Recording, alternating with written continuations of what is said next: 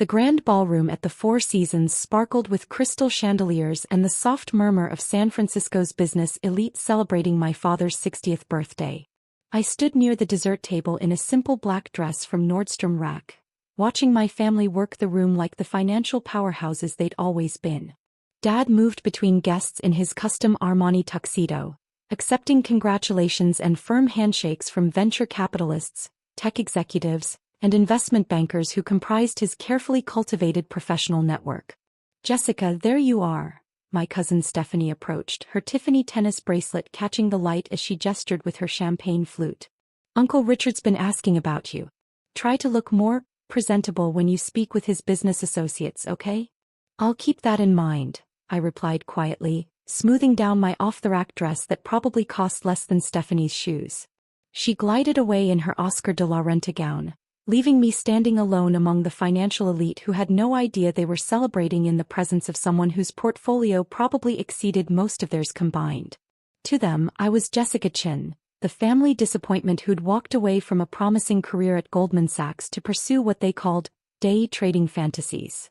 What they didn't know was that their failed daughter had spent the last 7 years building one of the most sophisticated private investment portfolios on the West Coast, generating returns that had made me quietly wealthy beyond their imagination. The irony wasn't lost on me. While my family believed I was struggling to pay rent on a studio apartment, I'd been systematically investing in early-stage startups, cryptocurrency ventures, and emerging market opportunities that had generated over $156 million in verified assets under management with Morgan Stanley Private Wealth. "Jessica, sweetheart." My mother Linda appeared at my side, her voice carrying that tone of forced cheerfulness she reserved for potentially embarrassing family situations. "I want you to meet Mr. Patterson from Pacific Capital. He's one of your father's most important clients." Mr. Patterson extended his hand with the confident grip of someone accustomed to closing 9-figure deals. "Pleasure to meet you, Jessica. What's your line of work?" "I'm an independent investor," I said simply. "Ah, day trading," he nodded with polite dismissal. "That can be quite challenging. Very few people make sustainable income from retail investing." Before I could clarify the scope of my actual investment activities, Mom was already steering the conversation elsewhere, clearly uncomfortable with my presence among Dad's prestigious business contacts. The evening continued with more of the same pattern. Guest after guest was introduced to my older brother Michael, the successful hedge fund manager, and my sister Caroline, the accomplished mergers and acquisitions attorney. I was either ignored entirely or briefly mentioned as still exploring opportunities in financial markets. "Jessica." My father Richard approached during the cocktail reception, his disappointment evident despite the celebratory atmosphere. "Your mother and I have been discussing your situation. This independent investing experiment has gone on long enough." "It's going well, Dad." "Well." He gestured around the opulent ballroom filled with titans of industry. "Look around, sweetheart. This is what real financial success looks like. Michael just closed a $2 billion fund. Caroline's firm just completed the largest tech acquisition of the year. And you're still, what exactly are you doing?" I nodded quietly, not mentioning that my recent investment in a quantum computing startup had generated a $43 million return when the company was acquired by Google last month. The condescension was suffocating, but it wasn't new. For 7 years, my family had treated me like a financial amateur who'd thrown away a prestigious Wall Street career to play the stock market from my apartment. They had no idea that their day trading daughter had built a diversified portfolio that included early investments in companies that had become household names. "You know," Uncle Mark joined our conversation, loosening his Hermes tie as he warmed to one of his favorite topics. "My firm is always looking for junior analysts. The work isn't glamorous, but it pays well. Better than whatever returns you're getting from online trading." "Thank you for thinking of me," I replied diplomatically. "The thing about investing," my brother Michael added, having overheard from nearby while networking with a group of portfolio managers, "is that it requires substantial capital to generate meaningful returns. You can't build wealth with small retail accounts." "I understand the capital requirements," I said quietly. "Really? Because from where I'm standing, it looks like you're still living paycheck to paycheck while the rest of us have built real financial positions." The words stung, but I maintained my composure. They had no idea that my small retail account had grown from $50,000 in savings into a portfolio that rivaled the holdings of many of their wealthiest clients. As dinner was announced, I found myself seated at table 15, far from the head table where my parents held court with the evening's most distinguished guests. My tablemates were polite but clearly puzzled about why someone dressed so modestly was included in such an exclusive financial gathering. "Are you in Michael's hedge fund?" asked Mrs. Wellington, a prominent wealth management advisor. "No, I manage my own investments independently." "How interesting. Personal portfolio management can be quite educational. Do you work with any of the major firms?" I smiled diplomatically. "I have relationships with several institutions." What I didn't mention was that Morgan Stanley Private Wealth had assigned me a dedicated portfolio manager and invited me to join their ultra-high net worth client advisory board, a privilege reserved for individuals with liquid assets exceeding $100 million. During the main course, Dad stood to address the room filled with San Francisco's financial elite. His speech was gracious and confident, thanking colleagues and friends for celebrating with him. He spoke glowingly about Michael's hedge fund success and Caroline's corporate law achievements, his pride evident in every word. "My children have always made me proud," he concluded, his eyes deliberately avoiding my table. "They've built meaningful careers in finance and contributed to our industry in significant ways." The omission was subtle but unmistakable. In a room of 300 financial professionals, my own father had managed to praise his children while pretending I didn't exist. After dinner, as guests mingled during the networking reception, I overheard conversations that reinforced my family's perception of my financial situation. "Poor Richard," I heard Aunt Margaret whisper to another woman near the bar. "2 out of 3 isn't bad, I suppose. At least Michael and Caroline understand real finance." "What about the youngest?" her companion asked. "Still playing around with day trading. Very sad really. Such a bright girl from Goldman Sachs, but she's wasted all that Wall Street training." I excused myself and stepped onto the hotel's terrace, needing fresh air and a moment away from the constant financial condescension. The San Francisco skyline stretched before me, and I could see the building where I maintained a private office for managing my investment research and due diligence activities.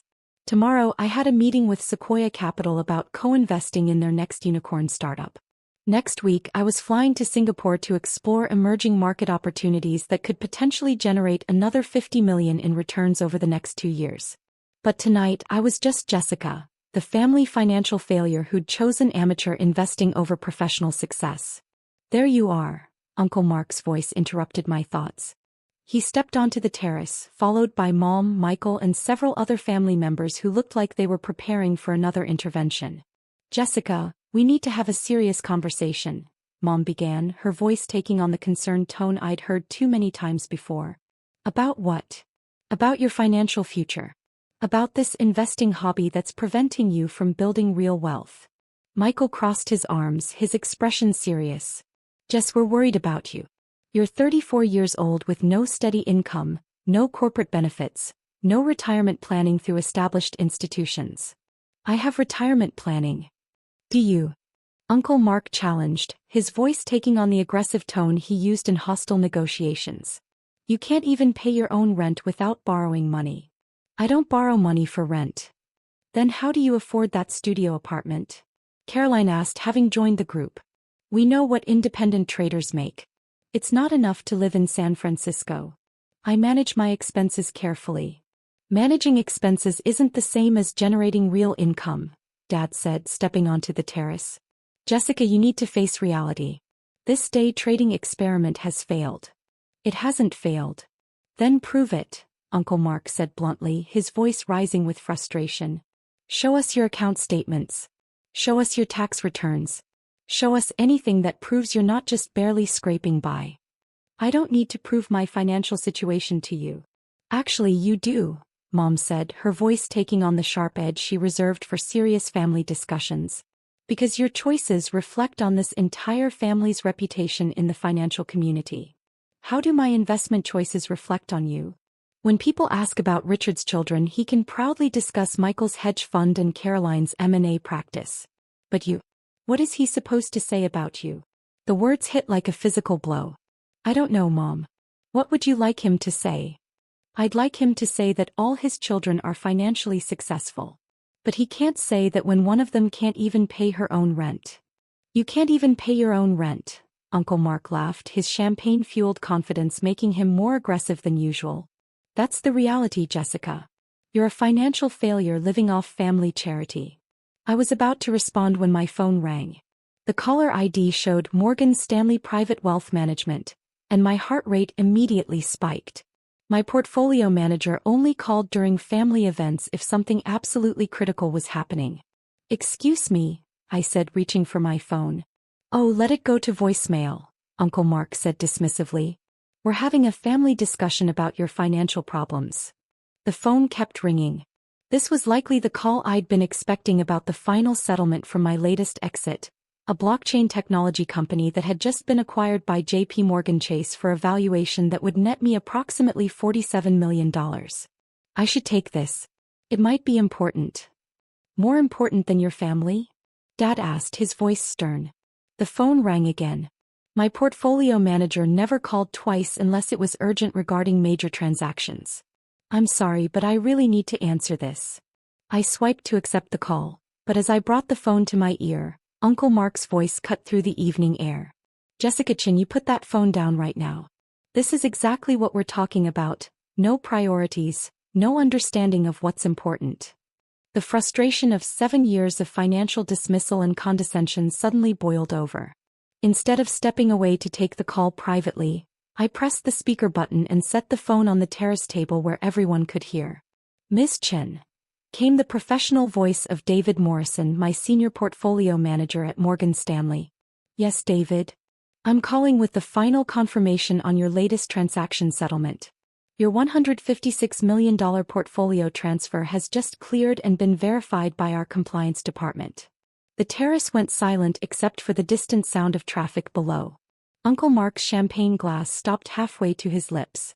The blockchain technology exit generated $47.3 million in realized gains, David continued, bringing your total liquid assets under management to $156.2 million as of market close today. Michael's face had gone completely pale. And the cryptocurrency positions we discussed? I asked, maintaining my composure despite the shocked faces around me. Extraordinary performance. Your early Bitcoin positions from 2016 are now worth $23.7 million, and the Ethereum holdings have reached $31.2 million. The diversified crypto portfolio you assembled is generating returns that exceed most institutional funds. Caroline grabbed the back of a chair for support. That can't be right. Additionally, David continued, Goldman Sachs has confirmed their interest in your venture capital co-investment opportunities. They're offering you a slot in their private wealth ultra-high net worth fund, with a minimum commitment of $50 million. Dad's hands were visibly shaking. What about the real estate portfolio? I asked. The commercial properties in Austin and Seattle continue to appreciate. Current valuation is $34.6 million, generating $2.3 million annually in rental income. Your residential holdings in Palo Alto and Manhattan are worth approximately $28.9 million. Uncle Mark was staring at my phone in disbelief, his earlier laughter completely forgotten. Thank you, David. Please schedule a meeting for Monday to discuss the Singapore opportunities. Of course, Ms. Chen. Should I also arrange the private jet for your trip to meet with the Temasek Holdings executives? Yes. Please coordinate with my assistant for the Asia-Pacific investment tour. Wonderful. Congratulations again on reaching the $156 million milestone. You've built an extraordinary portfolio. I ended the call and looked around the terrace at my family's stunned faces. Jessica, Mom whispered, did he just say $156 million? That's the current portfolio valuation, yes. Your portfolio? Dad asked, his voice barely audible. My investment portfolio. Built over 7 years of what you called day trading fantasies. Michael found his voice first. You're worth over $150 million? According to Morgan Stanley's latest valuation, yes. But how? Caroline asked. How is that possible? Hard work, Caroline. 7 years of 18-hour days researching emerging technologies, analyzing market trends, and identifying opportunities that traditional institutions missed. The cryptocurrency investments alone. Michael was staring at my phone where the call details were still visible. I bought Bitcoin at $400 per coin and Ethereum at $12. Most financial professionals told me it was a foolish gamble. Uncle Mark was still holding his champagne glass, his face cycling through shock, embarrassment, and disbelief. You really have $156 million. According to 3 independent valuations and Morgan Stanley's compliance verification, yes. But you said you were struggling to pay rent, Caroline protested. I never said I was struggling. You assumed I was struggling because I live modestly and don't spend money on status symbols. The studio apartment, Mom began, is actually a penthouse I own outright in Soma. I bought the entire building as an investment property. Dad sat down heavily in a nearby chair. Jessica, why didn't you tell us about your success? Because every conversation became a lecture about my poor financial choices. It was easier to let you believe what you wanted while I focused on building wealth. But we thought you were failing, Michael said. You thought I was failing because I wasn't following traditional Wall Street career paths. But sometimes the biggest opportunities exist outside conventional institutions. Uncle Mark finally set down his champagne glass. So when we said you couldn't pay your rent, you were telling someone with a $156 million portfolio that she was financially incompetent. This is incredible, Caroline muttered. What's incredible is that none of you ever asked about the actual details of my investments. You saw independent trading and immediately assumed failure. Dad looked around at the gathering of family members, all of whom were staring at me with expressions ranging from shock to embarrassment to awe. Jessica, he said slowly, I owe you an enormous apology. We all do, Mom said, tears beginning to flow down her cheeks. Oh my God, sweetheart, what have we done? You've been honest about your perceptions, I replied calmly. You saw someone who appeared unsuccessful by traditional metrics and treated them accordingly. But why didn't you correct us? Why didn't you show us the portfolio, the success? Because every conversation became a lecture about my poor choices. It was easier to let you believe what you wanted while I focused on the work. Judge Morrison, one of Dad's longtime friends who had somehow joined the crowd on the terrace, stepped forward. Miss Chin, I owe you an apology as well. I completely misjudged your financial acumen. Thank you, Judge. Mom stood up, her makeup streaked with tears. Can you ever forgive us? There's nothing to forgive, Mom. You couldn't see my vision because I was building it quietly. But now that it exists, I hope you'll support it. How can we support you? By understanding that wealth building comes in many forms. By recognizing that innovation requires taking calculated risks that don't always look like traditional career paths. Michael put his arm around me. Jess, I'm so proud of what you've built. And so sorry we didn't see your strategy. Thank you, Michael. Dad finally spoke, his voice thick with emotion. Sweetheart, can you forgive a foolish old man who completely underestimated his daughter's financial intelligence? Of course, Dad. As we returned to the birthday celebration, the atmosphere had completely changed. Guests who had barely acknowledged me earlier now approached with genuine interest and respect. Word had spread quickly through the financial community about the revelation, and conversation shifted from polite dismissal to eager questions about investment strategies and market opportunities. But the moment that mattered most came at midnight when Dad took the microphone for a final toast. I want to correct something about my earlier remarks, he announced to the room filled with San Francisco's financial elite. I said that my children have always made me proud. That was incomplete. Tonight I learned that all 3 of my children have achieved remarkable financial success, even when I was too blind to see it. He looked directly at me. To Jessica, who built extraordinary wealth while we weren't paying attention. We're sorry we missed the journey, but we're grateful to be part of celebrating the destination. The applause was thunderous. As I stood there surrounded by family and financial professionals who finally understood what I'd accomplished, I realized something important. Sometimes the best revenge isn't proving your family wrong about your failure. Sometimes it's proving them wrong about what financial success looks like. And sometimes, if you're very lucky, they'll love you enough to admit they were wrong and celebrate your wealth rather than questioning how you earned it.